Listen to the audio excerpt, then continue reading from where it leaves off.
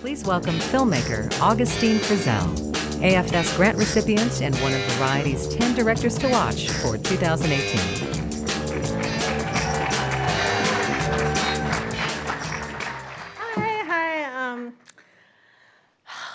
I have a severe stage fright, so this is a testament to how much I love Holly and AFS that I'm here doing this.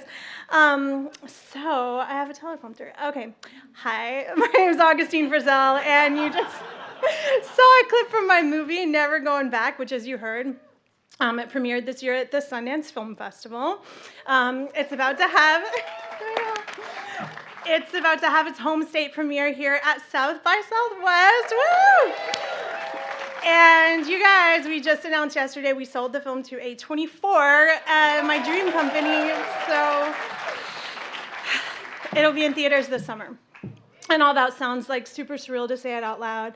And honestly, if I heard someone else saying that stuff about their film, I'd be like, damn, what a successful story. But getting here was not easy, and I want to talk about failure and how important it's been for me in my journey as a filmmaker to be allowed to fail and to be supported by the Austin Film Society throughout all of that massive failure.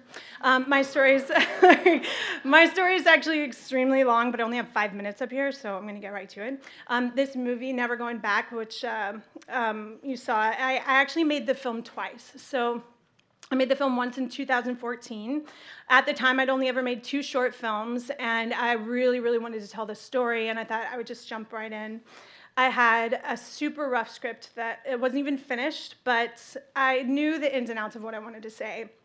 Since the movie's based on my own life, growing up with no money in Texas, but it's a comedy, and so that was something that was something I'd never seen before, with 2 female leads and no money, living on their own at 16, and so I felt it was important to tell the story.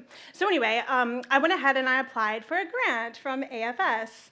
And I got it, which was the best day ever. I was telling Holly, I was like, I remember where I was when I got that phone call. So we did a crowdfunding campaign for the remainder of the $30,000 budget, and in 16 days we shot the movie. Yeah, so, yeah, but you guys didn't see it, so.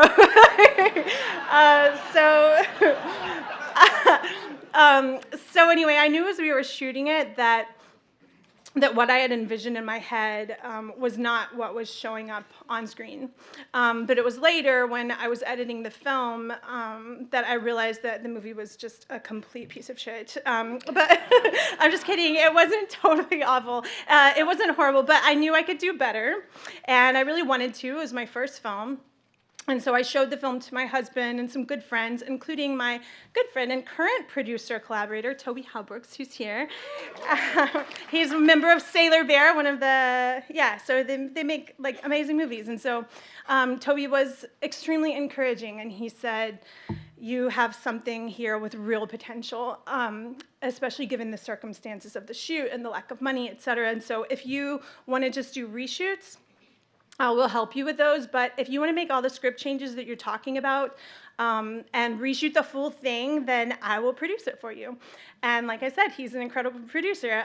Just look him up, Toby Halbrooks. He's got like only good movies. At first, I was like, no. I was adamantly against the idea.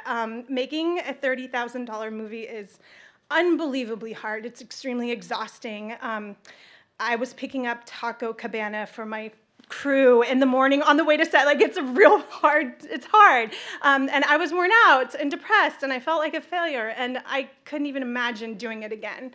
Not with that movie, at least, not twice. But finally, after some time, I thought it over, and I agreed. And so I spent a year and a half. I set it aside for about 6 months, and then I spent a year and a half after that point rewriting the script. And then I reapplied for a grant, and the Austin Film Society, again, they saw the potential in my script and in my voice, and they chose me for their artist intensive program, where in October of 2016, I spent a week workshopping the script with some of my filmmaking idols, which was unreal at Richard Linklater's ranch, which he generously donates to the cause, which is incredible. And I was gaining confidence in myself as a filmmaker and as a storyteller, which was huge. And at the intensive that weekend, we watched a rough cut of another film that had been workshopped the year before. And while I was watching that, I was just swearing to myself. I was like, I'm going to be back here next year with my own film, no matter what it takes. And so in September of 2017, we reshot my entire movie with a new script, a new cast, new producers, and just a ton of support that I didn't have the first time around. Well, we wrapped my shoot, and I immediately wrote Holly, and I told her I wanted to come and show my film at the Artist Intensive, and she luckily agreed. So I brought you guys our very first rough cut. It was so rough because I had such a goal. I was like, I'm getting there no matter what. So I showed it to just like an unbelievably supportive group of filmmakers at the intensive, including Richard Linklater, who gave me the most, like confidence. It was just the best. And they were all so nice. And I felt really bad for making them watch such an early rough cut of the film, but they were great. So anyway, it meant so much to me to be back there, fulfilling that promise that I'd made to myself.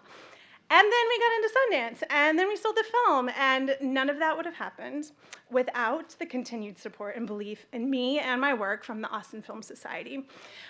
You guys, I did not go to film school. To be honest, I never even graduated high school. Watch my movie, you'll get a good idea about who I am and where I came from. I dropped out at 15. I got pregnant at 18. And I went to community college at some point, immediately got pregnant at 18, became a single mom, and then spent 12 years working part-time and homeschooling my daughter. And so she just graduated last year, by the way, which is awesome, and got into the college of her choice, which is a huge accomplishment. I'm very proud of her. And she won the high school shorts contest. She's a filmmaker too. High school South by Southwest shorts film contest. This is not on the teleprompter, but I just have to brag because I'm a proud mom. So she won that last year, and last weekend made her third short film. She's just the best. Anyway, so the Austin Film Society has been they have allowed me to have a film school, to make films and to have a community here with AFS and with South by Southwest. I mean, we've got Holly and Janet and Claudette at South by, and they're building and nurturing this group of filmmakers here in Texas. And they're so talented. There's so many people here who are just telling crazy, interesting, and unique stories from a different perspective. And there are so many more people here who have stories to tell, and they just need a little bit of help, just a little bit of support.